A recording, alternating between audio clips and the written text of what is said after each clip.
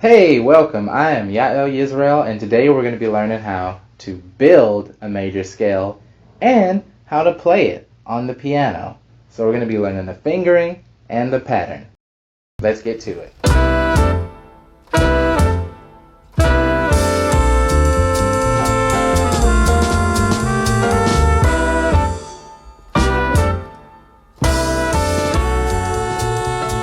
So, to understand a major scale, you first have to understand whole steps and half steps.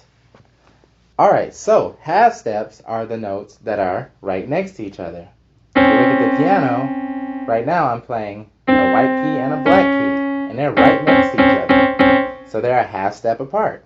Any two notes that are right next to each other are half steps.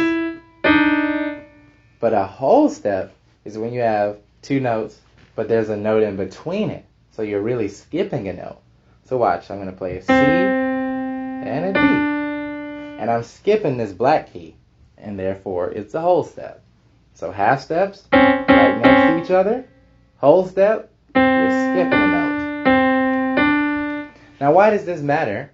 Well, that's because the pattern for building a scale anywhere is divided into half steps and whole steps. And it goes like this. We got whole step, half step, whole step, whole step, whole step, half step. Or as I like to say, whole, half, whole, half.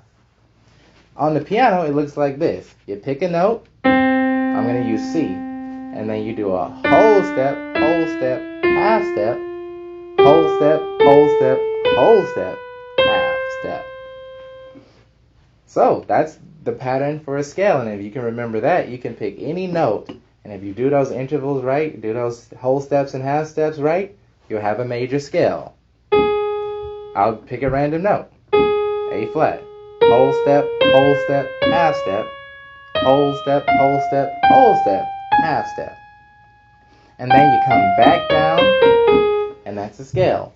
So today, let's learn the easiest scale on the piano, the C major scale.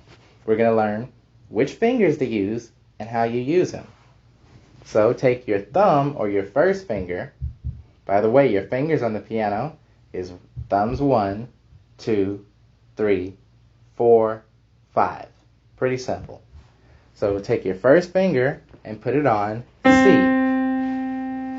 Now, I'm going to call out which fingers I want you to use by their numbers. So here's how it goes. 1, 2, 3. Now we're going to use our thumb again. So we're going to tuck it under and do 1, 2, 3, 4, 5. So simple. 1, 2, 3. 1, 2, 3, 4, 5.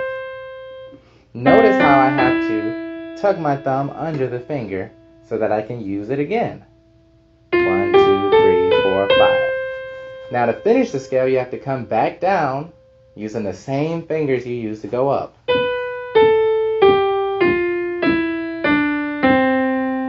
So the whole thing is 1, 2, 3, 1, 2, 3, 4, 5. And come back down. 4, 3, 2, 1, 3, 2, 1. And the cool thing about the piano is for most of the white keys, the fingering is the same. I can go to D and do 1, 2, 3, 1, 2, 3, 4, 5. And I come back down the same way I went up. And we have a major scale. So, to recap, to play a major scale on the piano, especially, all you need to know is whole, half, whole, half. And then, if you know your correct fingering, which is usually 1, 2, 3, 1, 2, 3, 4, 5. Now that's the right hand.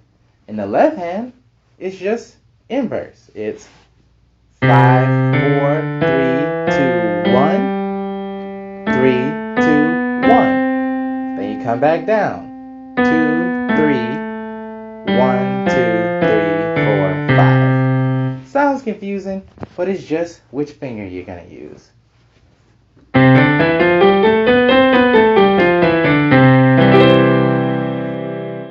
Alright everyone, so remember, when it comes to playing scale, a major scale on the piano, remember it's whole, whole, half. Whole, whole, whole, half. You can do that on any note and you can play a major scale.